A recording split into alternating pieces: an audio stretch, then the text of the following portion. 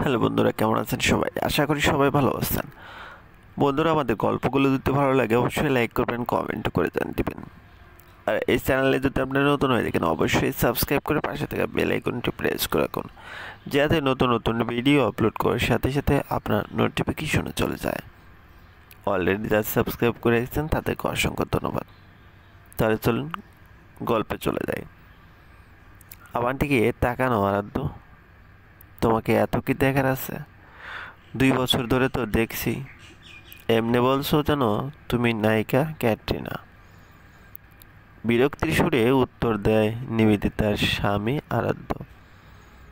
ম্লান হয়ে আসে নিবেদিতার মুখটা, তবু মেকি হাসি মুখটায় মুখোশিতে। সংসার জীবনে নাকি এমনই হয়।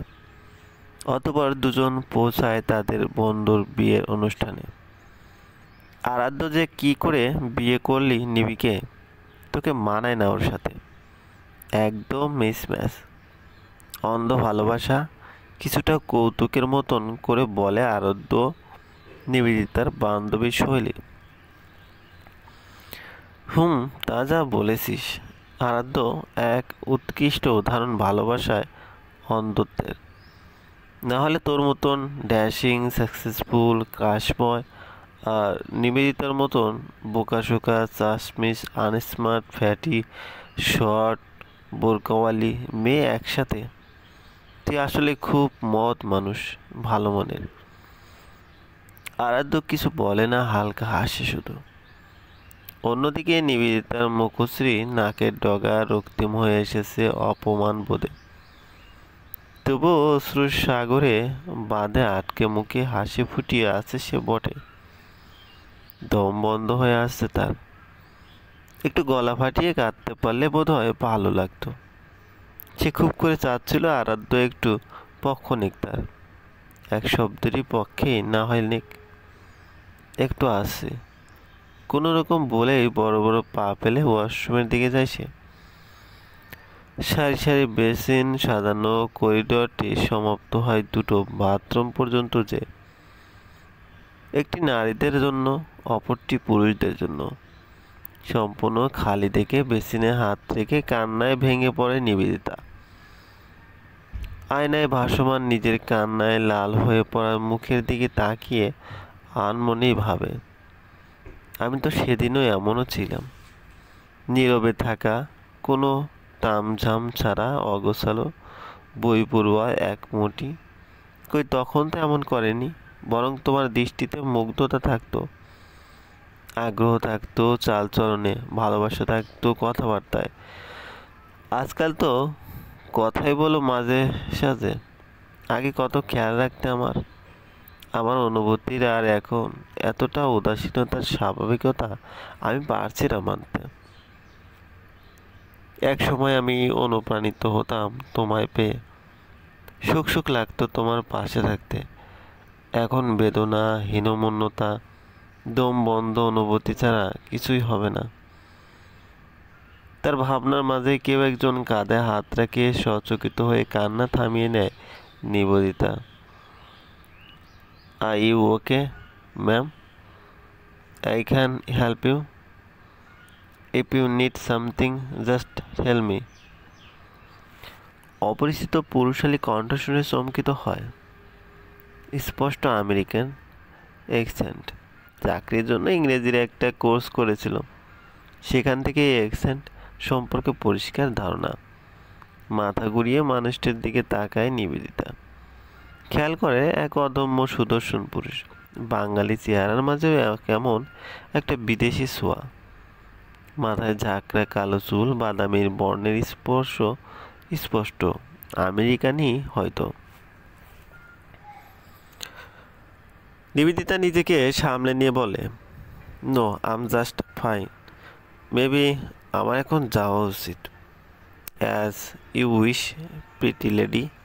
By the way, my name is Abraham Sardar Edwin. বাসার সবাই অবশ্য প্রণয় বলে ডাকে। আরেক দফা চমকিত হলো নিবেদিতা। কি মনোমুগ্ধকর ভঙ্গিতে শুদ্ধ বাংলা বলে ছেলেটি। না না, এতটা পরিষ্কার বাংলা জাতের বাঙালি না হলে বলা সম্ভব নয়, তবে জানার আগ্রহ হলেও কথা বাড়ালো না। আমি নিবেদিতা, নিবেদিতা সোহরাব। বিপরীতে কিছু বলার সুযোগ না দিয়েই বড় বড় পা ফেলে বিদায় নিল সে। পিছনে তাকালে দেখতে পেত সুদর্শন এই যুবকের মুগ্ধ চাহনি তার দিকে স্থির। অনুষ্ঠান শেষ হলে নিবেদিতাকে নিয়ে বাড়ি ফিরে আরাধ্য। ফিরে আসতে দেখে তার মা মোকসেদা বেগম সোফায় বসে বসে গুনগুনিয়ে কাঁদছেন। আরাধ্য চমকিত হয়ে মায়ের কাছে ছুটে যায় সে। উৎকণ্ঠা উদ্বিগ্নতা তার মাঝে। কি হয়েছে মা, কাঁদছো কেন? রিজভি ভীষণ মাথা ব্যথা করছে আমার বিকেল থেকেই। একটু খাবার খাবো, তা রান্নার জন্য উঠতে পারছি না। কেন নিবেদিতা রান্না করে রেখে যায়নি? রক্তচক্ষু নিয়ে তাকায় আরাধ্য নিবেদিতার দিকে। ওর দোষ নেই, আমি না করেছি, মোকসেদা বেগম উত্তর দেয়। নিবেদিতা অবাক ভঙ্গিমায় তাকিয়ে আছে আরাধ্যের দিকে। সে তো রান্না করতে রান্নাঘরে ঢুকেছিলই। মোকসেদা বেগম নিজেই তো বললেন তিনি করে নেবেন, তাহলে তার দোষটা কোথায়? তুমি রাখছো কেন? আম্মাই তো বললো আমাকে। চুপ, একদম চুপ। সারাদিন করোটা কি বাসায় বসে বসে? একটা অসুস্থ মানুষ আমার মা, তার জন্য খাবারটা অবধি তৈরি করে রেখে যেতে পারোনি? মানে বাবা মা এতটুকু শিক্ষা দেয়নি? যত সব থার্ড ক্লাস। আরাধ্যের মুখে সব সময় এই অবজ্ঞা সূচক কথা শুনে আসছে নিবেদিতা, কিন্তু এমনভাবে অপমান এই প্রথম। ক্রন্দনরত অবস্থায় ছুটে চলে যায় সে নিজের ঘরে। মোকসেদা বেগম দীর্ঘশ্বাস ফেলেন। তিনি মোটেও এমনটা চাননি। কাজটা ঠিক করলি না রিজবি।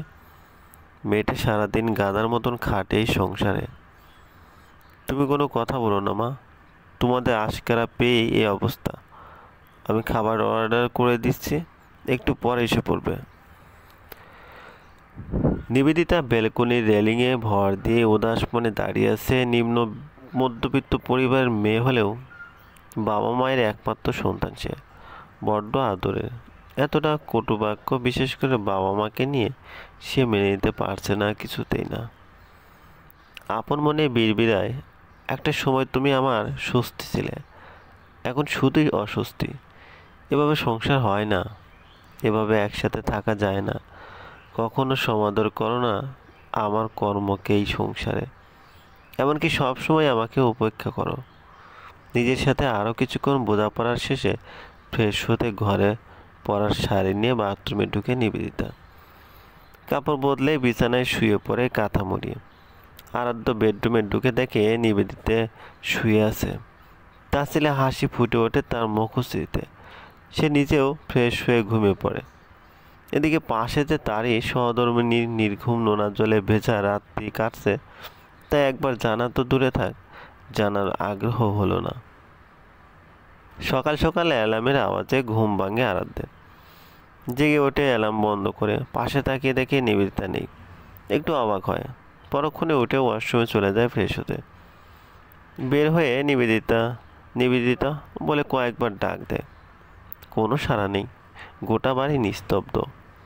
সারা ফ্ল্যাট খুঁজে সে এবার, না, নিবেদিতা নেই, যেন হাওয়ায় মিলিয়ে গেছে। তবে কি নিবেদিতা চলে গিয়েছে?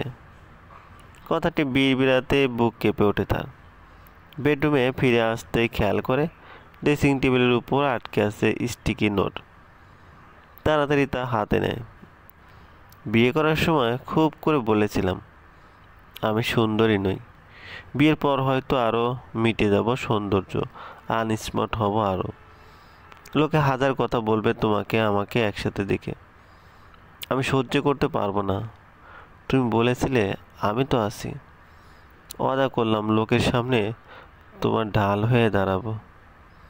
তাদের কথার বান তোমায় স্পর্শ করবে না।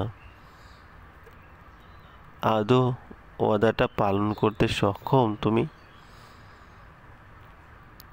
গল্পটি ভালো লাগলে অবশ্যই লাইক করবেন আর কমেন্ট করে অবশ্যই জানাবেন, কারণ এই পর্বে ভালো রেসপন্স পেলে দ্বিতীয় পর্ব কন্টিনিউ করব।